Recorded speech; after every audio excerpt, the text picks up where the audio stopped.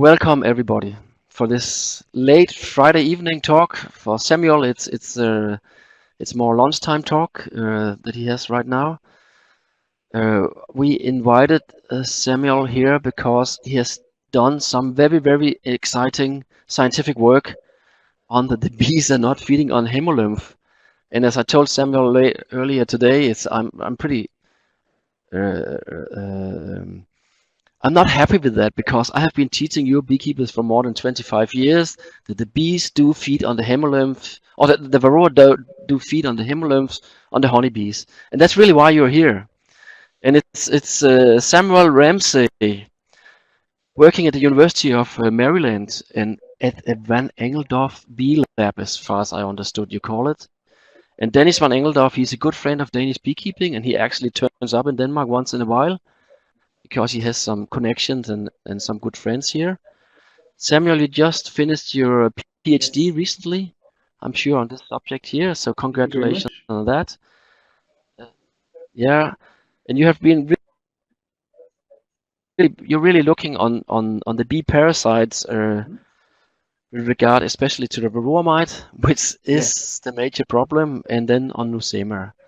So please go for it and correct me no, you presented everything I that didn't very well. present in the I right have way. not been doing as much Welcome. work on nosema now. I've shifted a lot of my focus. I'm focusing on Varroa and Tropicolaps mites because I do believe that Tropicolaps will be the next big problem for Western beekeepers. So, uh, yes.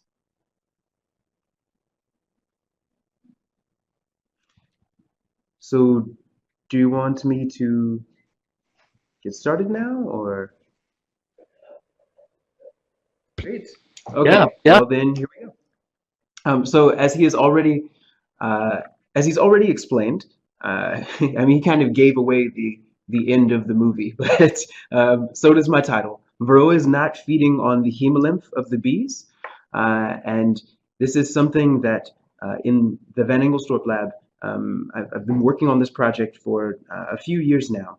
And with each year, I learned a bit more about how the parasite impacts the bee and what tissue they are feeding on. And I think it will be I think this information will be very helpful for beekeepers to understand how to use this in the future. So, um, wait, there we are. Okay, so Varroa needs no introduction, so I won't spend very much time on this slide. Varroa is the biggest issue in beekeeping because a lot of other issues connect to Varroa. Their feeding causes the bees to be more susceptible to pesticides. It reduces their immune function. So even though there are a lot of other problems like parasites or like viruses and bacteria and pesticides, Varroa seems to be the linchpin issue. They were first found they started spreading internationally about 60 to 70 years ago. They started moving around the world. They have achieved a nearly cosmopolitan distribution. They are almost everywhere in the world except Australia. And so they are causing a lot of economic injury. But the reason why this map is very important is because the very first areas where Varroa started to spread were China and Russia.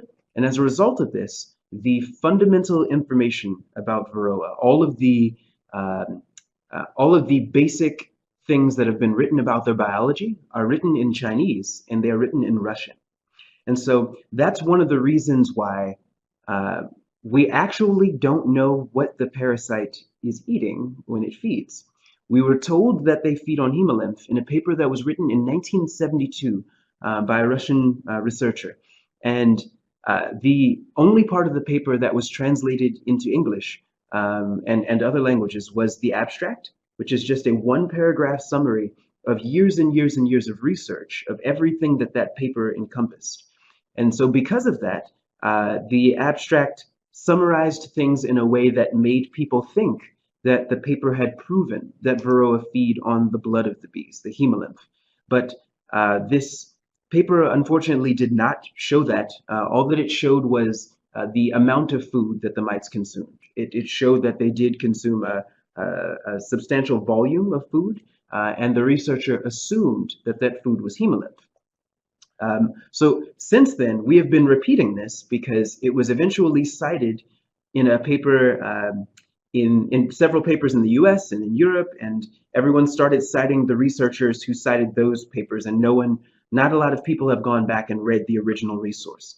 And so it's caused a lot of confusion, and as a result of that, I decided to take on this project because the idea that these mites were able to reproduce so quickly with just hemolymph did not make sense to me.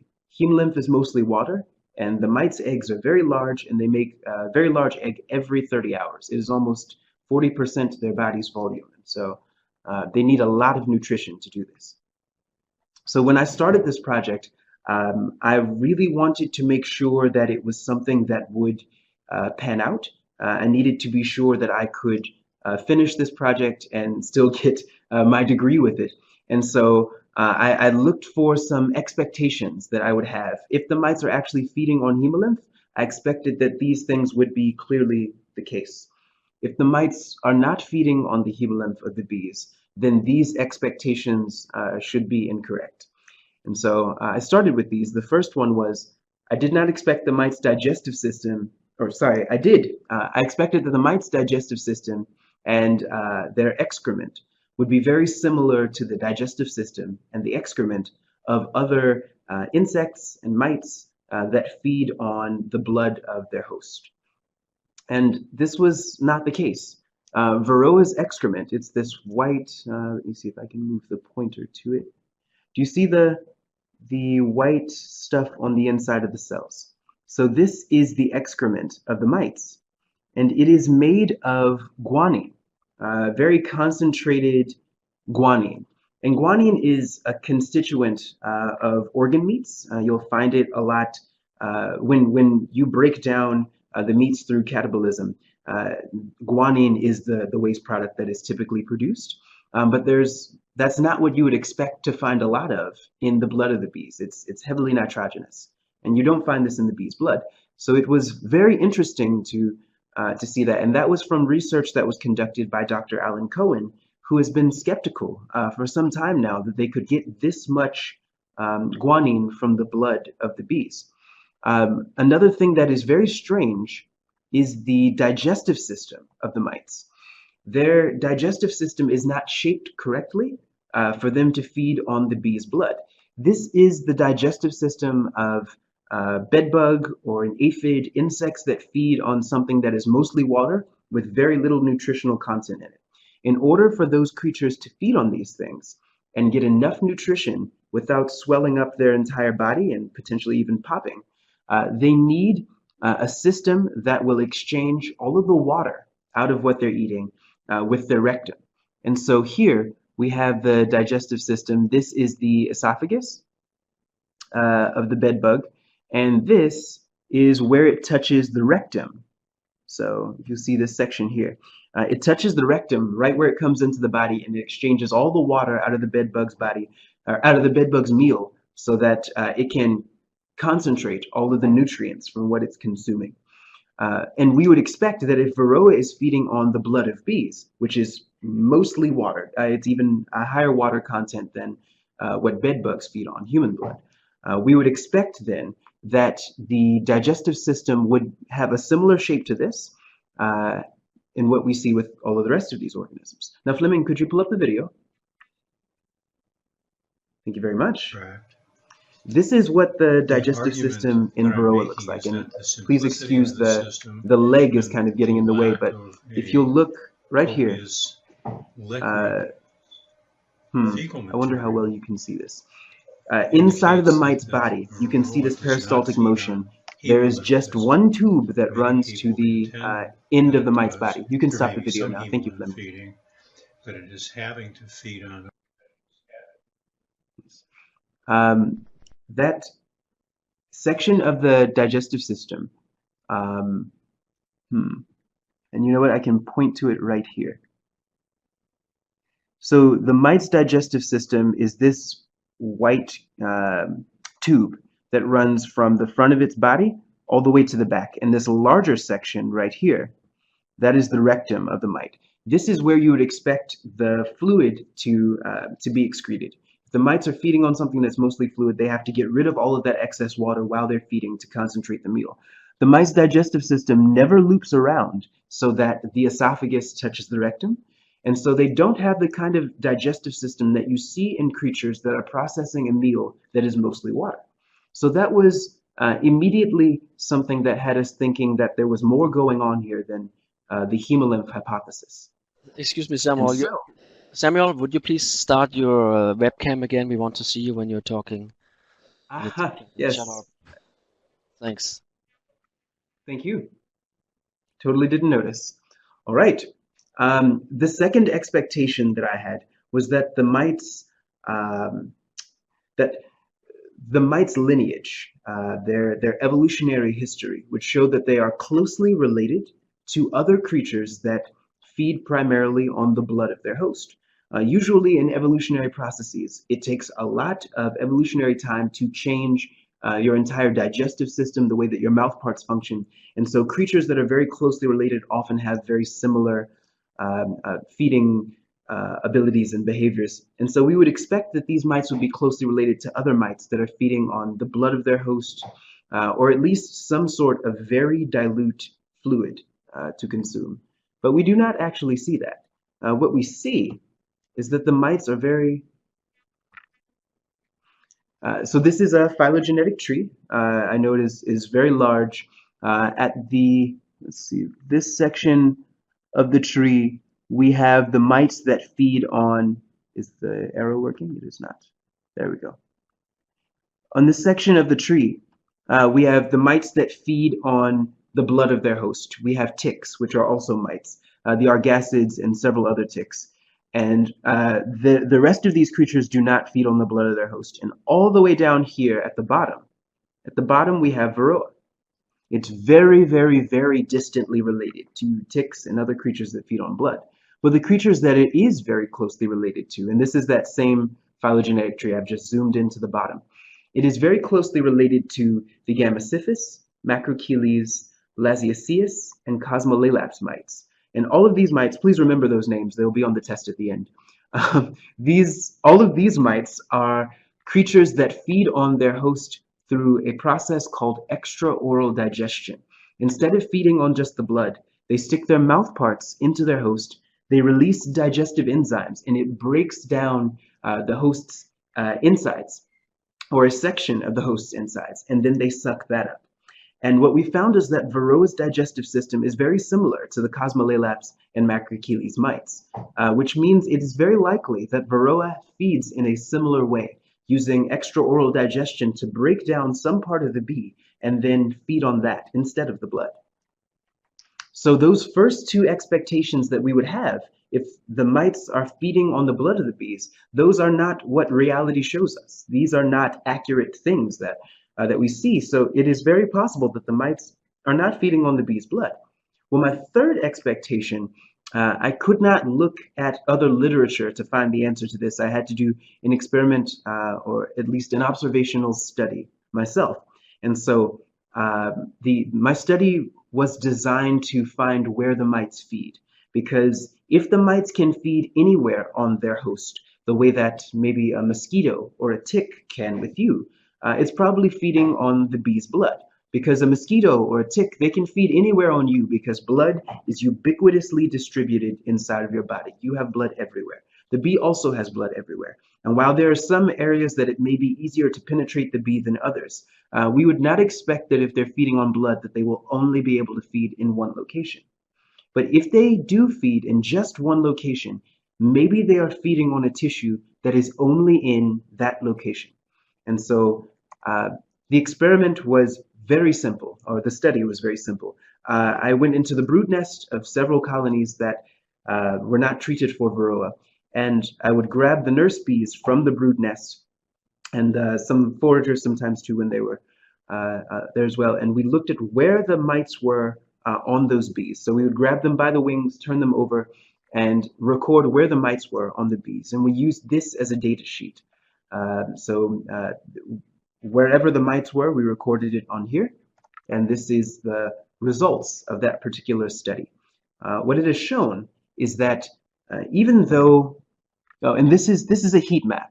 So with just a bit of explanation, I believe it's very straightforward, but the bluer regions are regions where there are very few mites, and the red regions are regions where there are a lot of mites. And so this section of the mite's body is, of course, the thorax.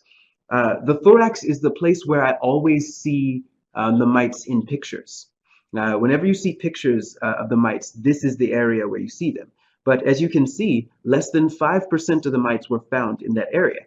However, 95% of the mites were found on the underside of the bee's abdomen, in this region.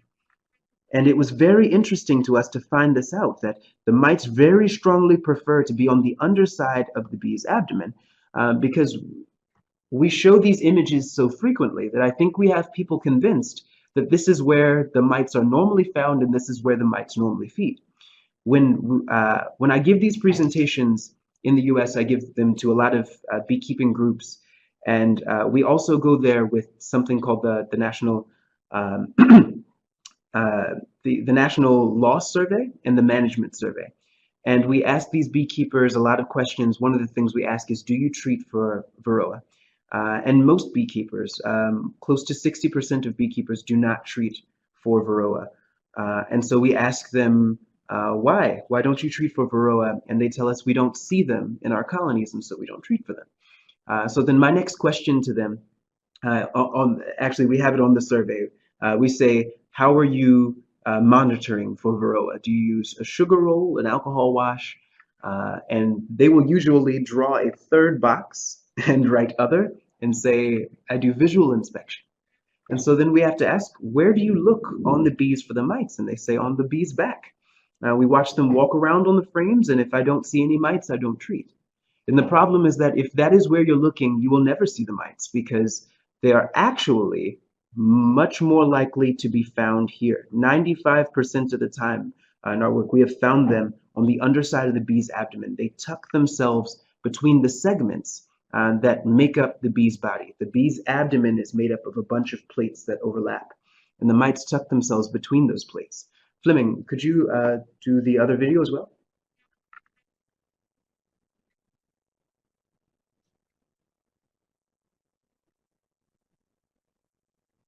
Thank you very much.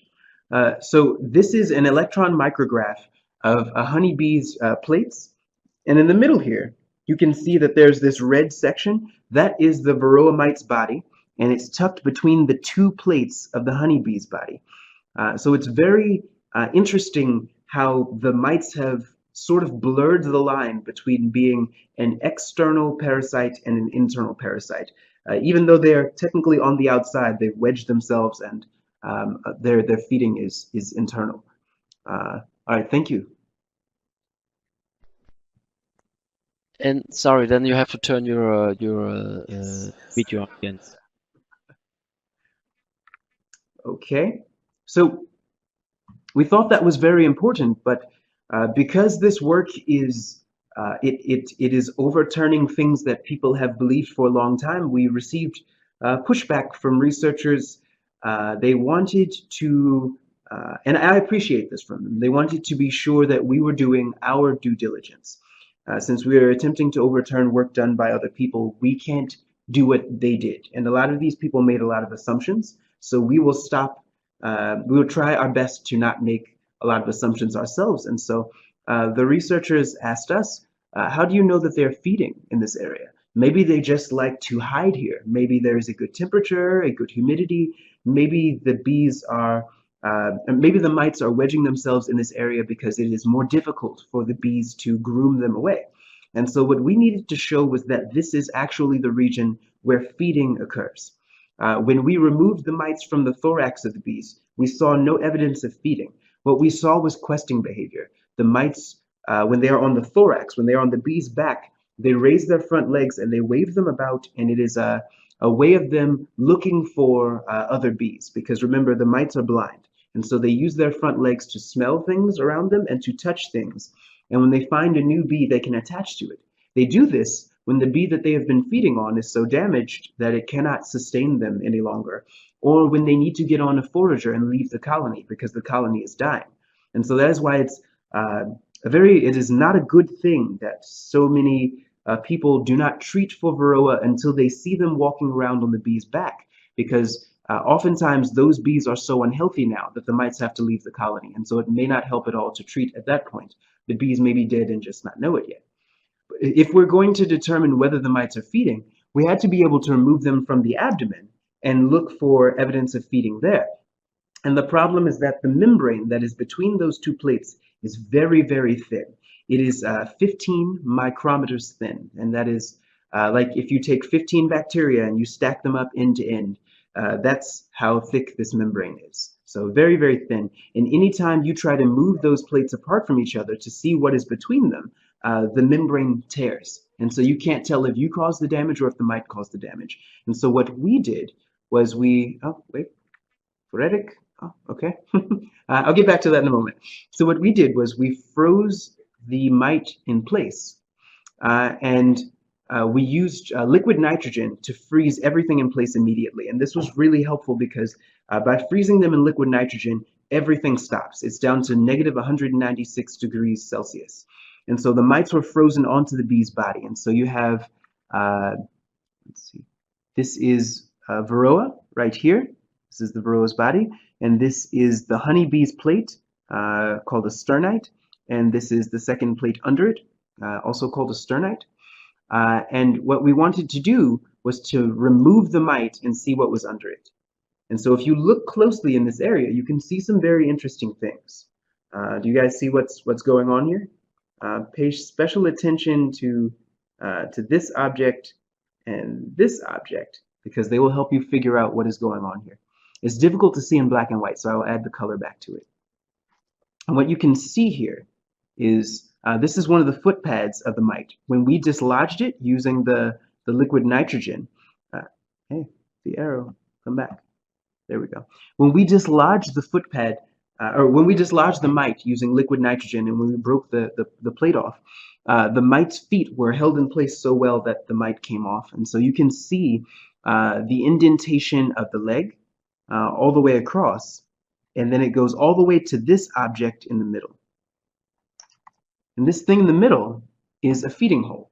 It's shaped exactly like the mouth parts of the mite, and it goes all the way through the membrane to the other side. And so we know that this is actually the region where the mites are feeding. But we also know something else very interesting that came from this. Several researchers told me that Varroa do not feed on adult bees. And they told me this because we call the stage when the mites are on adult bees the Faradic phase. And it was named this because it was named this during a time when we only thought that Varroa fed on the larvae, on the brood of the bees. And so that immediately prompted the question for a lot of people. If they are Faradic, then they do not feed on the adults, because the term Faradic is very specialized. All of these creatures that you see here, these are what are called Faradic mites.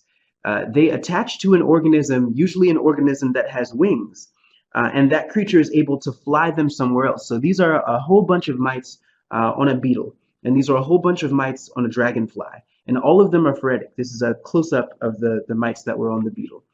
And the question of whether they're Faradic is connected to just one particular thing, really two, but is the creature able to feed on the organism that is moving it around? Foracy is a special parasite term. Only creatures that do not feed on the vehicle that is moving them from one place to another are considered Faradic, because any creature that is a parasite could be considered Faradic if we include feeding. Every time a mosquito lands on you, if you walk while it is on you, it would be considered Faradic. And so if Varroa are truly Faradic, as the term means, then they are like these creatures here. They are attached, but their mouth parts are not actually feeding on the organism.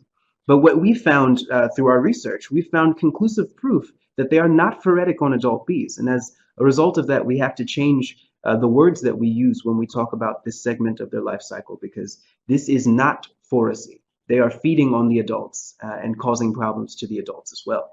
And so we looked even more into this using transmission electron microscopy. And what we can see here, this is one of the plates of the bee. This is the Varroa mite. This is fat body tissue inside of the mite, and this is the wound that the mite makes in the membrane. And what we found so interesting was that when the mite sticks its mouth parts into the bee and creates this wound, it removes a whole section of tissue that is normally in the body, and it is called fat body tissue. Normally, this tissue that you see over here, this fat body, extends all the way under the membrane. But when the bee has been fed on by one of these mites, the whole section of the tissue is missing. But what we find in place of that is this stuff right here. And it's actually the broken down material of what used to be fat body cells. And they've been broken down through a process called extraoral digestion. The mite is releasing some sort of digestive enzyme, and it then breaks down the cells that are in that area. And so it was very interesting to find that. We then did we took a bunch of bees that had mites feeding on them, and we froze them in liquid nitrogen. And then we did something called a freeze fracture. We took a blade and cut right down the middle so that we could see inside of both organisms. And so this is Varroa Destructor right here. Hey, arrow, help me. There we go. This is Varroa Destructor right here. And this is the inside of the honeybee's body. So that is the top plate of the bee's body. This is the bottom plate that the mite is then standing on. And this is fat body tissue that is inside of the mite, or inside of the bee. And so it's very interesting looking at these images and seeing the proximity. We know that what the mite has access to when it wedges itself between the plates, it has access to a lot of fat body tissue that it can consume, but not quite as much hemolymph as we've been thinking all of this time. So what is fat body? This is what fat body tissue looks like inside of a honeybee. So all of this, if you open up a bee, the bee's abdomen, and you cut down the side, you open it like a clamshell.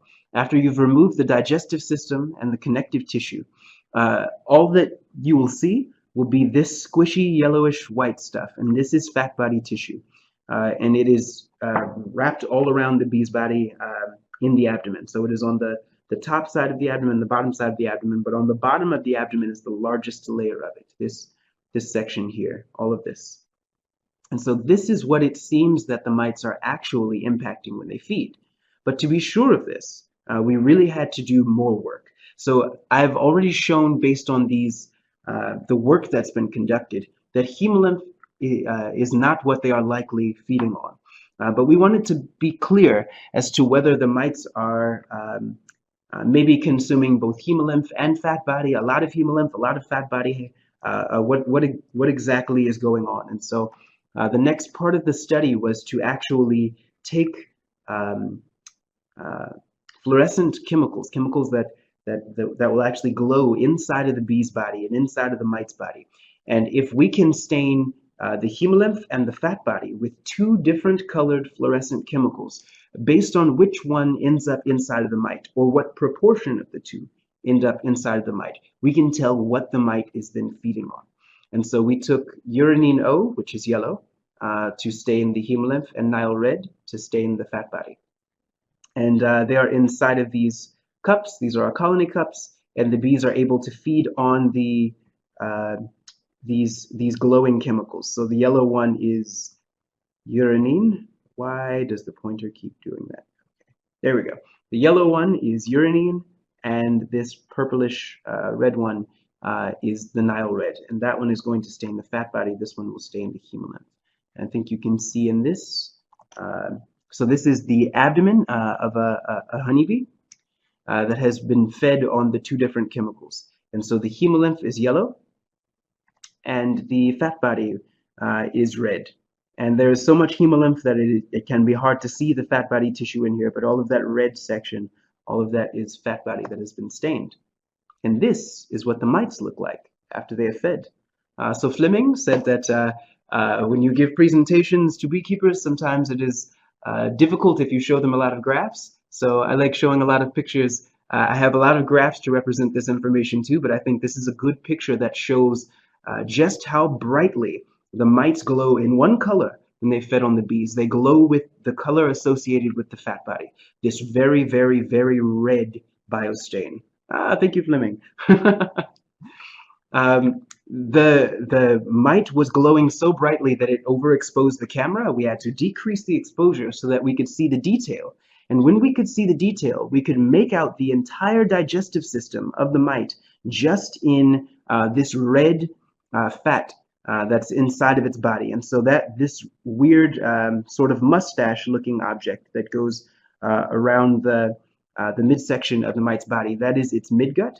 And all of it can be made out in the fat body tissue that it has consumed. This is a confocal microscopy image, so it shows even more detail. And you can see all of the corpuscles, the blobs that the fat coalesces into inside of the digestive system of the mite. So you can make out all of that red. This is what the digestive system is shaped like. However, we wanted to be sure that the red wasn't so bright that it was somehow obscuring the hemolymph that maybe the mite was consuming. And so we fed the mites just the hemolymph biostain, not the two of them like we've been doing earlier. We did a second round of these experiments where we fed them just the hemolymph biostain or no biostain at all. So either the one that stained the blood or nothing. And this is what the insides of the mites look like if they are given just water. So you can't make out the digestive system. There's very little that can be seen here.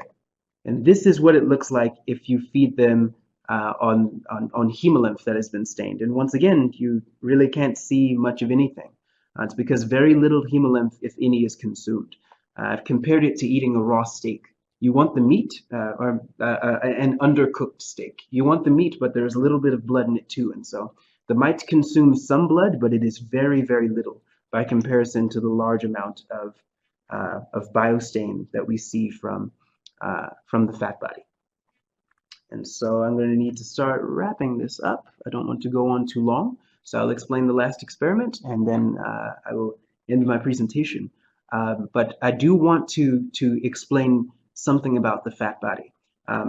When I first started giving this presentation, I would say fat body, and other people would think that I was saying body fat in a weird way, and so they thought that thank you, Fleming. They thought that the mites were simply feeding on fat tissue, simply feeding on the body fat of the bees. But fat body is different from body fat. Fat body is an entire organ that has 9 different functions inside of honeybees. And so it is related to growth and metamorphosis because the young larvae, they need a lot of fat body tissue to organize their new tissues as they're developing into adults. They need a lot of healthy fat body tissue. So when the larva is transitioning to being a pupa, it is full of all of this white, creamy substance. All of that you see through the larva's skin is fat body. And when the bee's body, the larval bee, when it's being broken down and eventually restructured as a pupa, eventually into an adult, all of those pieces of the broken down insides of its body are absorbed into fat body cells, and then they are slowly released over time so that they can structure the adult bee's body. If you remove fat body tissue during this portion of their life cycle, it will lead to the bees having deformities in their body because they are missing whole sections of proteins and things that they need to make up the rest of their body. Because everything that will eventually be an adult bee is inside of that larva. And so when you remove small parts of it, even little parts, you have removed a lot of what is needed to make the adult bee.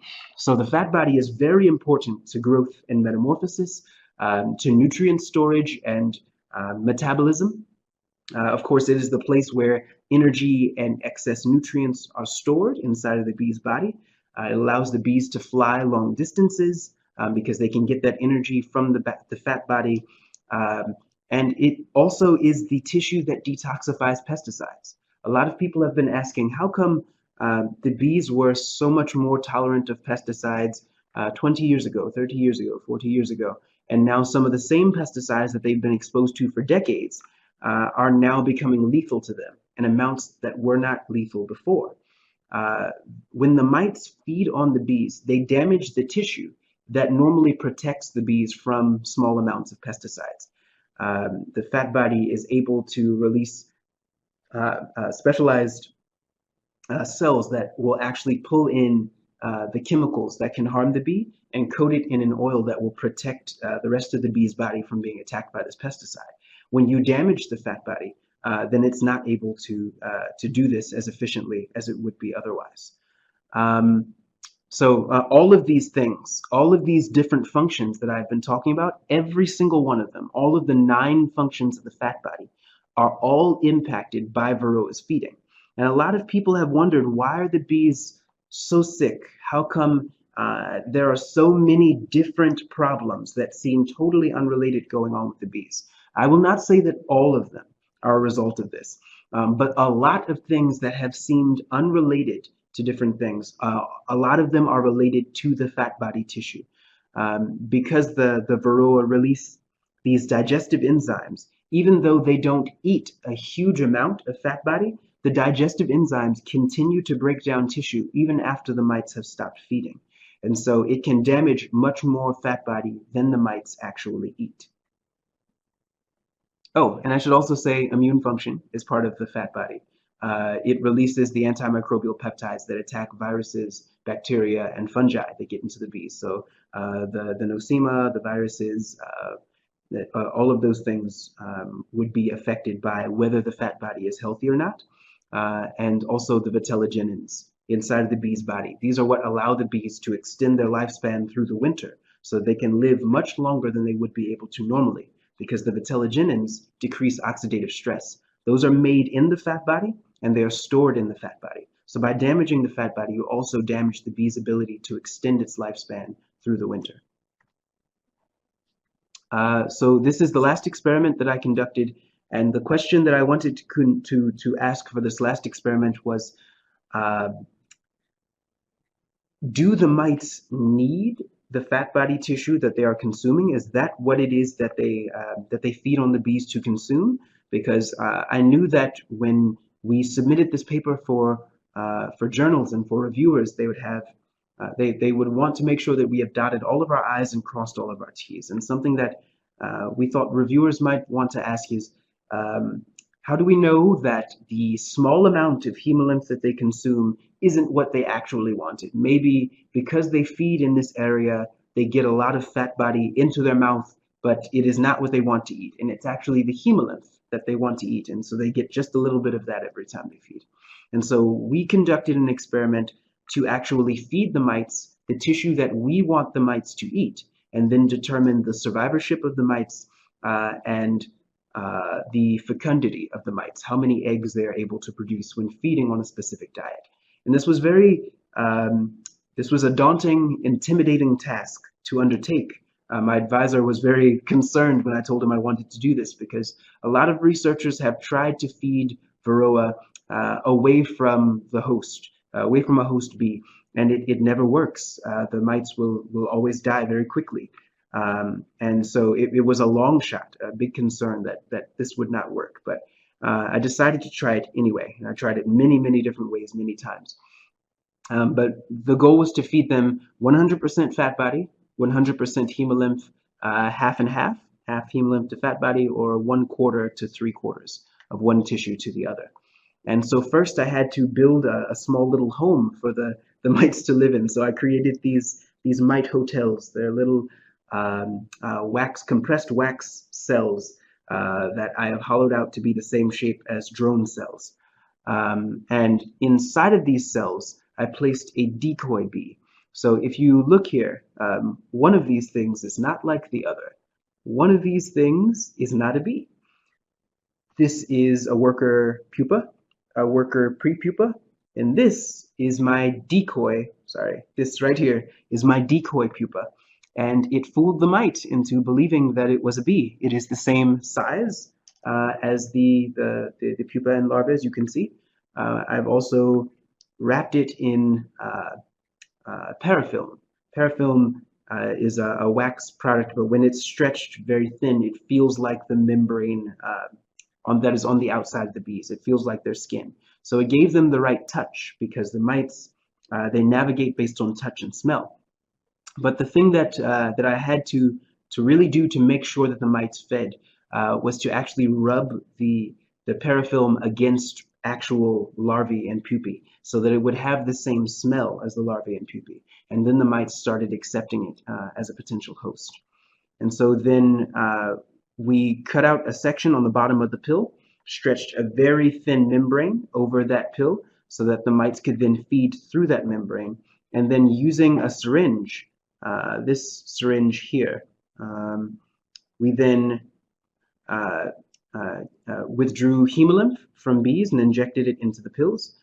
We also withdrew fat body, so this is a dissected abdomen. We pulled fat body out of the abdomen, and using this, this is a dissected abdomen.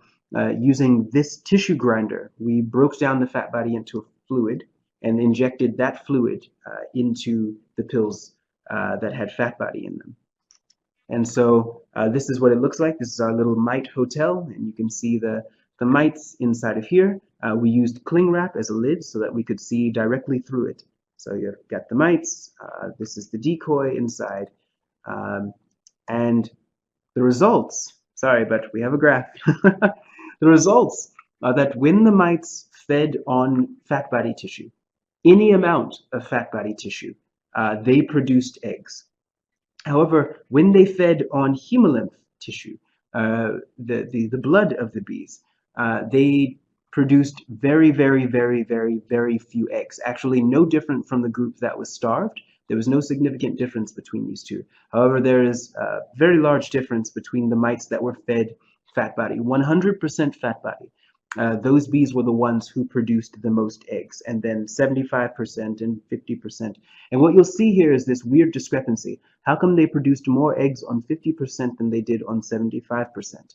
And part of that is an issue that, well, it's a discovery. If you feed them 75% hemolymph to fat body, the hemolymph and fat body together in that ratio produces a lot of fungus. It is a very good growth medium, and the fungus actually kills the mites. And so there's a group of researchers now working on figuring out if they can use this fungus as a biological control against the mites. But because this fungus killed so many of the mites in this section, in the 75% treatment, we have a big dip here. But pay attention to the 100%, the 50%, and even the 25%, and you see that eggs were produced in substantial amounts in these treatments. And this is the egg of mite. It's very large by comparison to the female, and you can even see the legs through the egg. And this is a survivorship curve. And I will just point out a couple of things on this curve, and then I'm done for my presentation. This shows how the bees survived in the study. And the ones that were starved, it's not surprising that within 24 hours, 80% of them were dead. But what was very interesting was that the same amount in the hemolymph was dead. By 48 hours, everything that was starved or given hemolymph was totally dead. There was no difference whatsoever between the two treatments within 48 hours. However, the only ones who were able to survive the entire 7-day duration of the study were the ones who were fed fat body. And even some that were only fed a very small amount of fat body were able to survive the full 7-day duration of the study. Now, we did still have a lot of mortality across the board because it is difficult to keep these creatures alive inside of an artificial environment, but this is the longest amount of time that the mites have been kept alive off host, and they always survived better when fed 100% fat body without any hemolymph present at all. So these findings indicate very, very strongly that the mites are not using the hemolymph as their primary resource for their food. And so this gives us some important things that we should consider. It's very important that if we are treating for the mites, that we make sure to treat well in advance of the winter, because if the mites are able to damage the winter bees that are being produced in late summer, those bees are going into the winter with damaged fat bodies. And because their vitellogenins have been removed, some of them have been removed, the mites will not be able to survive as long during the winter. And so we encourage beekeepers frequently treat when it's very close to winter so that the mites do not go into the winter with the bees to then feed on them. But what we need to also be thinking about is treating in late summer to make sure that those levels of mites do not get high enough to damage the bees who will be going into the winter. In addition to that, supplementing with protein is not actually that great an idea if you are not going to treat for the mites. If you have high mite levels, they've removed the tissue that stores excess protein inside of the bee's body. And so when they feed on these protein patties, they just excrete all of the excess protein, or a lot of the excess protein, because the tissue that maintains the protein, the excess protein inside of their body, has been removed or damaged.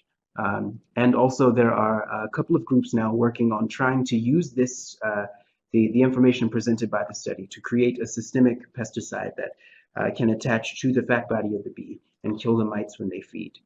So thank you very much for listening. Please forgive me for going very far over the 25 minutes. I think I went 40 minutes, so I apologize. Oh, and one more thing, Tropale Labs. Now I am doing some work, or I will be doing work soon in Thailand to see if Tropale Labs is also feeding on fat body tissue, because when I was in Thailand several months ago for part of my thesis, the researchers told me, we believe that they feed on Hemolymph because Varroa feeds on Hemolymph. And I told them Varroa does not feed on Hemolymph. And they said, well, we just assumed it about the mites. We have never tested it. And so because this Tropale mite is killing so many colonies in Southeast Asia, it's now totally outcompeted Varroa, and it's spreading around the world. I have concerns that they will end up in the US, and we won't know how they're feeding or a lot of other aspects of their biology. So that is the future direction for some of my work, is to understand more about this parasite as well. So thank you very much for your time. I'd also like to thank the Van Ingelsdorp Lab and the United States Department of Agriculture. The USDA helped with all of those amazing images you saw earlier. They let me use their electron microscopes, and Project Apis M for funding all of this. So thank you very much. Wow, thank you. This was amazing, I have to say. Great, and do not worry. That's the great thing with online webinars. I mean, we can keep going all night long if we want to, and people, they can leave and we won't notice it. So if there's really something very exciting to talk about, then I think it's important to just keep going. Lots of questions during your talk. So I don't know how to begin. There was just one here. Yeah, this is Børge. That's a Danish name. Really kind of taking this issue up, that this is not the first time within scientific history that something is overquoted. I mean, it's kind of people are just quoting an article and then they just keep, because it's accepted and because they kind of need to have this reference list. So that's how it is. Let me give you some of the questions. I will start from the end. And since somebody were complaining in the last talk that I was making too much noise with the paper, my paper is still in my... So this is Christian asking you really about, does this have any kind of influence on treatment in the future? I mean, the mite is always on the belly of the bee, you could say, underneath the bee. Would that have any influence on, let's say, a powder sugar treatment or oxalic acid trickling? Because we really kind of hit them on their back, and even ultrasound. And Christian, I have to say sorry, I forgot to ask about ultrasound for the former speaker. So if you have any opinion about ultrasound, please say something about that. But what does this have as a consequence on treatment? I mean, remember the previous. Oh, you don't have to remember. I can show you right now. So if you look on screen, remember that the mite's feet, they attach very well to the membrane that is in that area, and so the mites are able to hold on very well. Think about those foot pads like suction cups. I don't know if you use these in Denmark, but in a lot of people in America will actually stick this suction cup to the window of their car and then put their phone on it. And what they find is that if you get any dust on the underside of the suction cup, it slides right off the window. That is the same idea with the dust, the powdered sugar that we use on the bees. The powdered sugar gets in between the foot pad of the mite and the membrane of the bee, and it makes it very difficult for the mites to maintain purchase when attached to the bees. And so they slide off when you shake up the container. And even though they will try to climb back on, the bees are very agitated because of all the powder on them. And so they quickly groom themselves and they knock the mites off.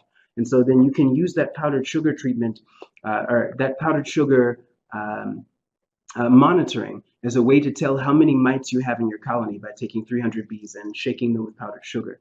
It does not work very well as a treatment to control the mites because you would have to get a lot of sugar into a colony all over everything, and it's just very difficult to get an even coating of sugar all over everything. There are people who really want to, though, because it's organic, it's very nice, it's just sugar. But the chemicals, several of these chemicals work, they do still function very effectively, like amitraz.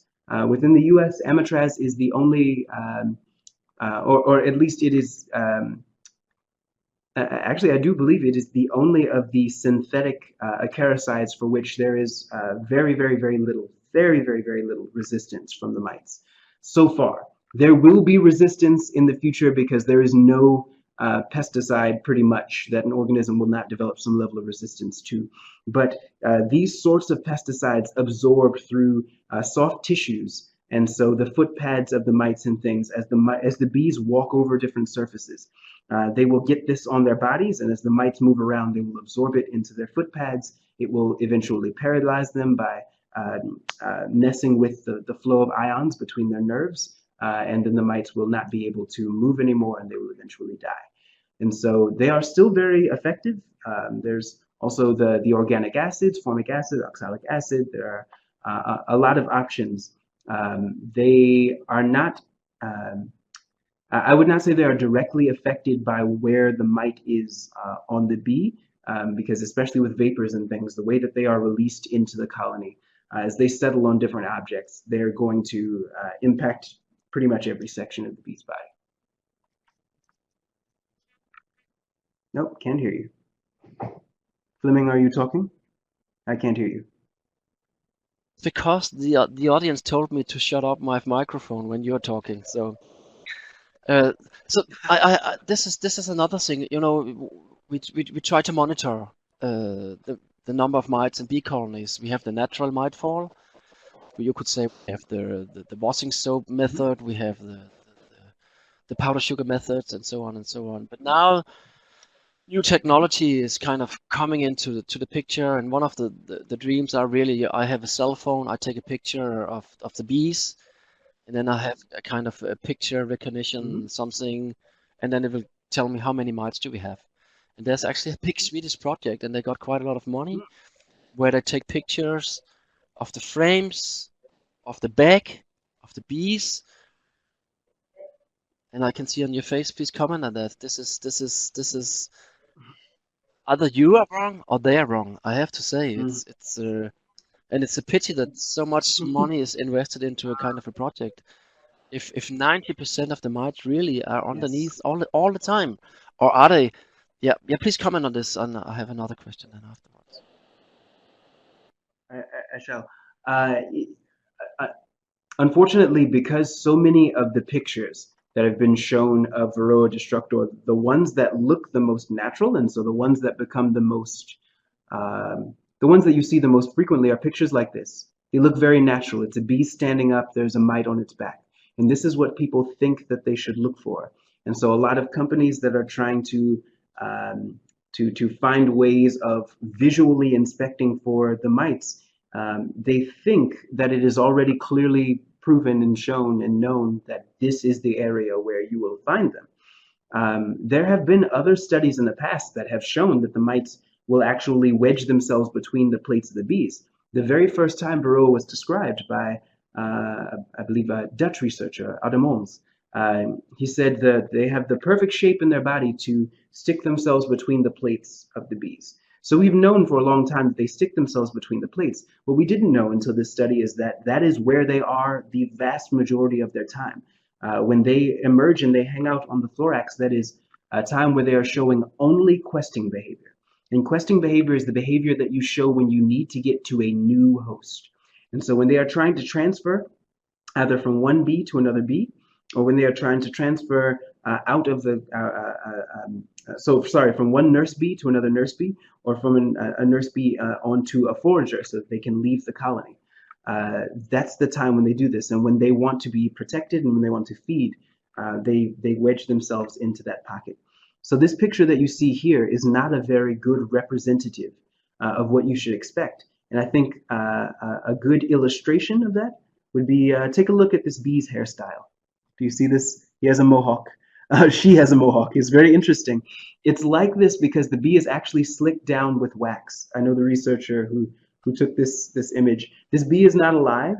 That's why the picture looks so good. You got this bee just standing perfectly still with a mite on its back. This bee is dead and it's been held here, and that's another reason why the mite is in such an unnatural position, because it's going to the highest point on the bee's body because it knows this cannot still be a good host for it to feed on. So we really need to use better representative images when we do our work, or we can convince people of the wrong thing. To tell the audience that this scanning, the name of the scanning app is Bee Scanning, and you can go into an app store and you can actually, of course, pay money for having it.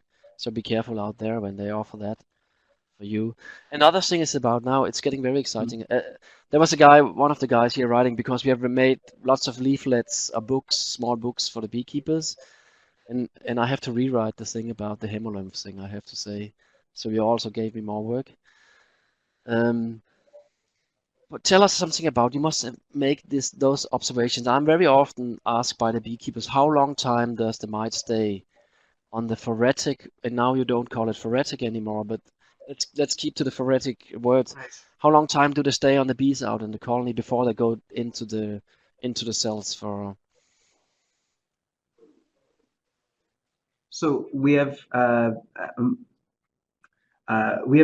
that the mites stay on adult bees, and this is from several different experiments from different researchers, between 3 and 14 days. And so it can be anywhere as few as just 3 days they will be on the adult bees, but they're feeding during this time, causing a lot of problems and damage, or as long as a couple of weeks. And my guess would be that when they are staying on a host for a very long time, it's probably not a very nutritious host. And so in order to get all of the nutrients that they need to go back into their reproductive phase, they probably have to stay on that host for longer.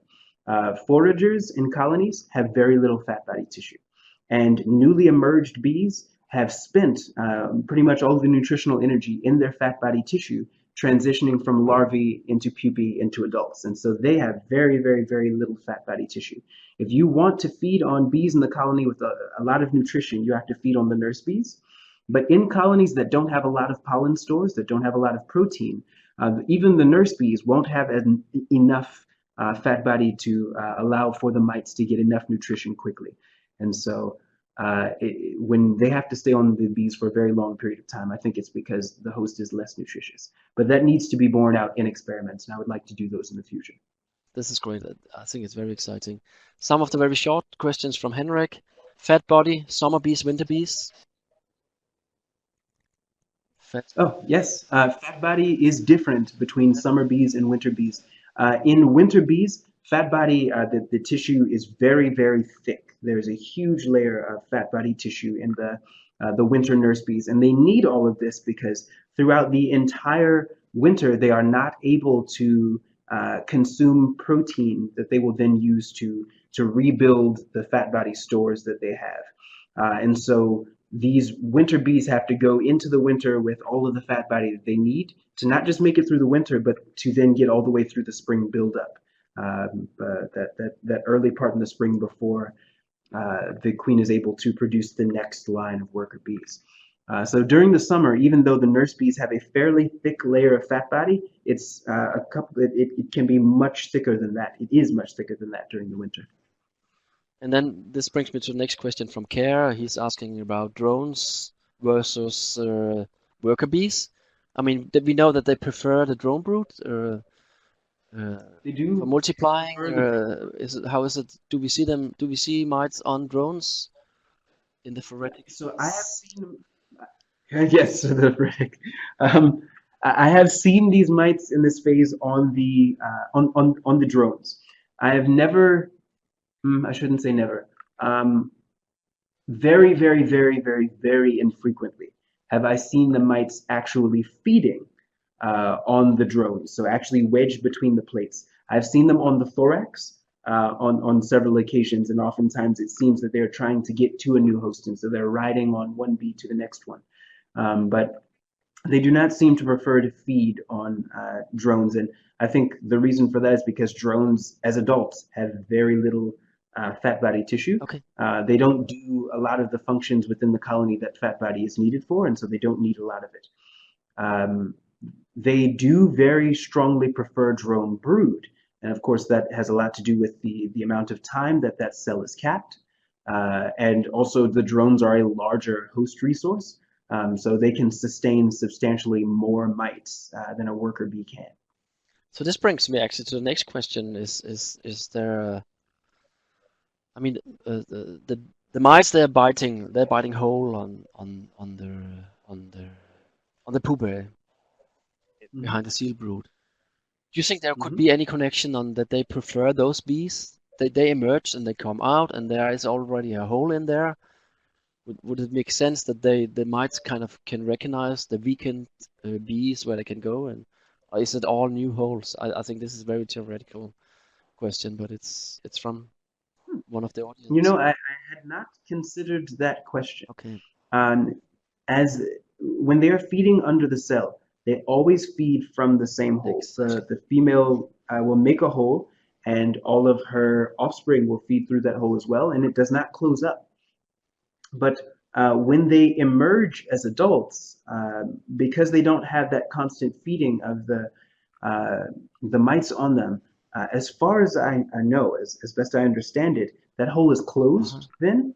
I'm not sure if they're able to identify bees that have been fed on by either themselves or another mite, and then whether they would then gravitate to those bees. But because so I don't know if that's the case. I've never seen any studies that have attempted to verify whether that is or is not the case. So if you guys have students sitting around looking for a nice master's or PhD project, you might want to point them in that In direction. Maryland. Yes, in Maryland Okay. or there. But this is really also bringing me to the next question. I mean, if I could imagine if there would be a parasite on my body and it's a Henrik again, and it's sucking my blood, I would survive. But if there would be a parasite biting Hmm. whole and eating from my body, I would get so Hmm. weakened. So what Yes. does this mean? I mean, So the organ that the mites are feeding on inside the bees, it has a lot of similarities to the human liver. So imagine if a tick the size of your hand yeah, crawled onto your body and slid down to your abdomen and sucked out your liver and then walked away. That would cause a lot of problems inside of your body because there are important functions that your liver does that would not then be done. Inside of the bees, um, every single one of the functions of the fat body, all 9 of those things that I showed you earlier, every single one of them is impacted negatively by the mites feeding. Where's that chart? And so it's very difficult for the mites to continue being healthy with growth and development, nutrient storage, pesticide detoxification, water loss, immune function, temperature regulation, metabolism, uh, protein and fat synthesis, and vitellogenesis, all negatively affected by this mite. And while their feeding doesn't cause all of these processes to stop, because there is still some fat body tissue that is left, because it has broken down a lot of fat body tissue, it interferes with some of these. It inhibits some of what they do. So it makes these processes less efficient, and some of them just don't get done properly.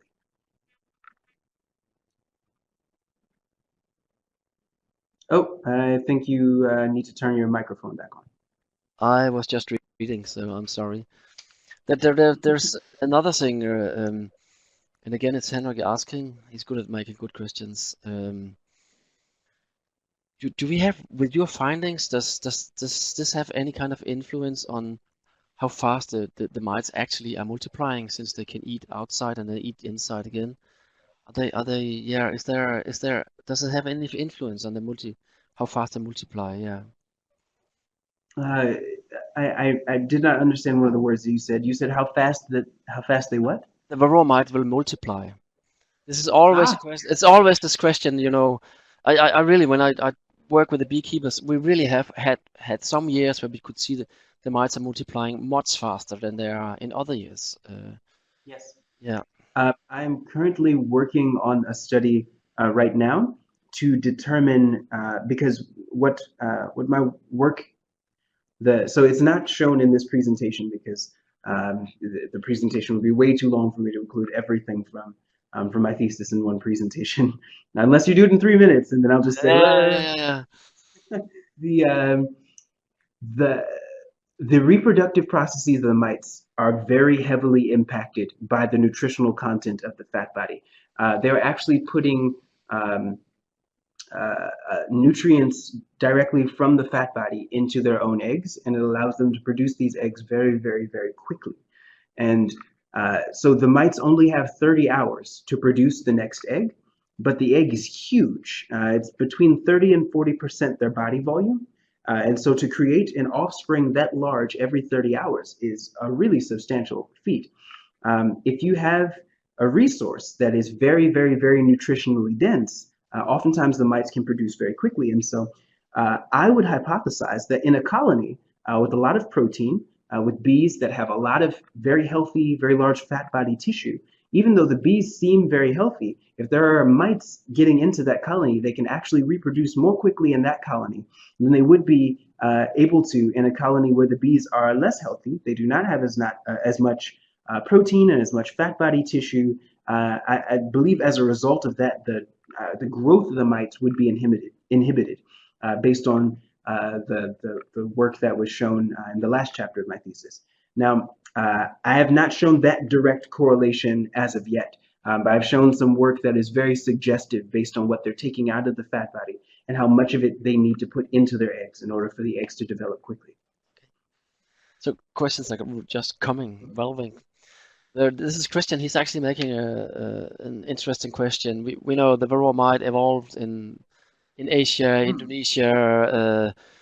We have Apis cerana and tolerant on la la la. The Mm-hmm. mites there, they must be doing the same. I mean, eating holes on the They adult are. bees as well. So that Give is some why I information. went to Southeast Asia for the last to work on some that question for one of the chapters of my thesis. I only had 3 months to do this, so there was not as much time to try to answer every question, but I wanted to look at how the bees tolerated the mites, specifically Apis cerana, because Apis cerana is the original host for Varroa, but also Apis dorsata, because both of them are much better at dealing with Varroa than Apis mellifera. And there were a few interesting things that were immediately very apparent. One, Apis cerana is really, really, really good at grooming. It much better than Apis mellifera, but in ways that are really interesting because they actually do a grooming dance. We know of the dances that our European bees do with the round dance and the waggle dance. There is a grooming dance that the bees perform, and they get into the colony. They do this weird shake back and forth, and they'll do it around other bees to get the others to pay attention to them. And those bees will then dogpile onto that bee. They do this dance when they feel that they have a parasite on them and they haven't been able to remove it themselves. And the other bees will dogpile on them and they'll remove that parasite and they'll bite it, they'll kill it. And so it's it's something that you never see in Apis mellifera, but it's very helpful for making sure that the phase that is on the adult bees is immediately removed. Of course, Apis cerana has um, very high hygiene genes. They are able to smell the mites reproducing below the capping. They're able to remove the capping and remove the mites that is built into their DNA. They're very, very, very good at that as well. And they do this primarily, or actually pretty much only, in worker brood. They do not spend their time policing the drone brood. And of course, drone brood is very seasonal. And so the mites are not able to reproduce year-round in the Apis cerana colonies. And so they're just not able to build up to really high levels. They're able to reproduce pretty much year-round in Apis mellifera colonies during the entire growing season, because when they're not in drone brood, when there isn't drone brood present, they can go into the worker brood. Apis cerana does not tolerate that. They've brokered some sort of deal where they've let the mites know, if you hang out in the drone brood, we won't murder you. But if you get into the worker brood, we will kill you and all of your offspring, so don't do it. And the mites seem to be pretty smart at sticking to that deal. I think we're getting to now. This is the we asked for the link for you 3 minutes. This competition for the 3 minutes talk. So there's the link. So everybody will watch that afterwards. I mean, at the end here of this very great talk, because I could continue all night. Is really, could you give some thoughts? I mean, Varroa mites, virus, making holes into the bees, trigger the virus. And that was always, for me, Hemolymph. It means it spreads very fast within the bee. Now suddenly it's the fat body instead of. And for me, fat body is something that's not spreading fast. So how? Allow me to explain. Yeah. So remember that the hemolymph is still distributed throughout the bee's body. And so even though they're feeding on the fat body tissue, and the fat body tissue is what they need, when they release those salivary contents into the bee, if they have viruses into their body, that's released into the bee as well. That's going to be in the blood. It's also going to be in the fat body. We have found, sorry, I'm about to sneeze. Excuse me. We have found viruses both in fat body cells, but also distributed throughout the hemolymph. And one of the big problems with, I would say the biggest problem with how this impacts the viruses is that the fat body tissue produces the first line of defense when the bees are impacted by a microbe. The fat body releases these small proteins called antimicrobial peptides.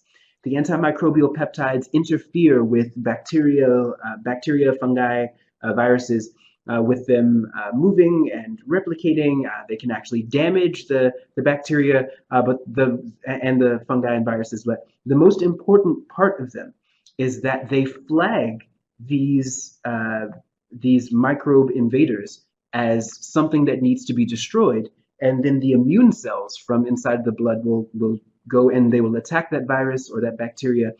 If you do not have antimicrobial peptides, the rest of the immune system does not function properly. You kind of break down the rest of the system. And so by these mites feeding on the fat body tissue, they have then created a system where that bee is immunocompromised.